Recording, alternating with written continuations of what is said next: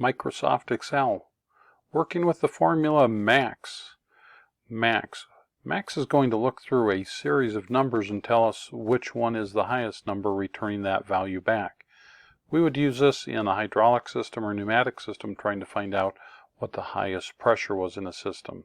So let me go ahead and get started. I'm just going to randomly click in an area here, start my formula, hit equals, and I'm going to type in max.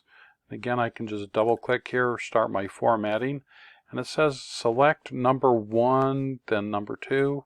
I'm just going to select this entire range, and I could look at it and find the maximum number, but if I want to just do it automatically, it will do it. So I did my formula equals max, open parentheses, selected a range of numbers, or I could just individually click on a couple different numbers and tell me the largest number.